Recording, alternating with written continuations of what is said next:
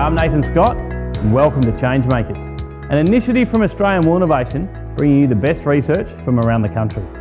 We all want to be better sheep producers, but the only way that we can be better is to change. If we keep doing things the same way we've always done them, we'll keep getting the same results we've always got. That's why we're here, Change Makers. Now, your lambing paddock planning is one of the most critical management roles across your whole sheep operation. The decision-making process and the effort that you put in will have a significant influence on the outcomes that you achieve. There are so many moving parts in a lambing paddock plan. For a start, we know that there is a large difference in the energy requirements of singles and twins to manage the condition score targets, as we discussed in AWI Change Makers episodes 4 and 5. The difference in metabolisable energy, or ME, requirements between a single bearing ewe and a twin bearing ewe is so great that you are essentially managing two very different animals. And that is the point. You need to manage them differently and allocate them to appropriate paddocks. In all of our planning, we must give condition score management serious consideration, because ultimately it is condition score that is the largest determining factor in lamb survival. But what does our lambing paddock planning really mean? For that, we need to consider the 5 Ps, and they are pasture, paddock size, privacy, past performance and protection. So let's start with pasture. For twins, we're targeting feed on offer of at least 1,500 kilograms of dry matter. This will help your ewes meet their nutritional requirements and help keep them on the birth site for longer. It'll also provide some shelter for the lambs. While in singles, we want 1,000 to 1,200 kilograms of dry matter, which can help meet her needs nutritionally without providing excess energy, which can lead to large birth weights and problems with dystocia. Mob size. It's all about getting your stocking rate right based upon the feed on offer that's available in the paddocks, your expected pasture growth rate, and of course, aiming to hit those lambing mob size targets as discussed in episode 1 of AWI Change Makers.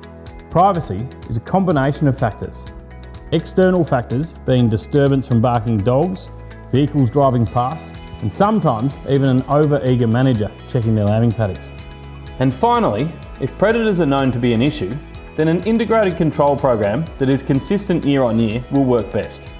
A few broad rules for the best time of year are coordinated and at the same time as your neighbours and others regionally, and ideally twice per year, once prior to and through lambing, and the other either late summer, early autumn, or late winter, early spring. For more information, go to wool.com/wild dogs.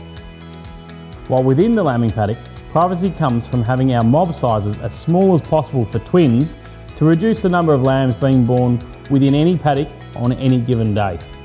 And past performance is all about the historical information that you can have on an individual lambing paddock.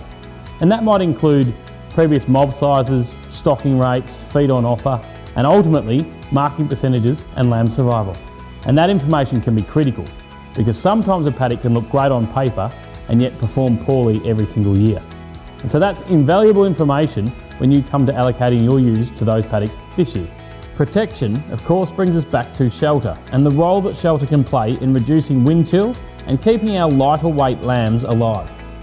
Remember, shelter doesn't just come from trees, and in fact, some of the best shelter simply comes from the aspect of the paddock, undulating country, or even the pasture itself. With each of these factors varying for each individual paddock, it's important you allocate your best paddocks to your highest risk animals and then work your way back from there.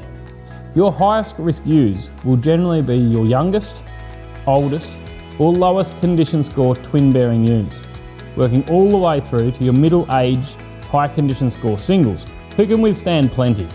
The Lifting Lamb Survival Program, developed as a collaboration between MLA, AWI and Agriculture Victoria, is available to producers around the country, and it focuses on those 5 Ps as part of the overall process of allocating lambing paddocks most effectively.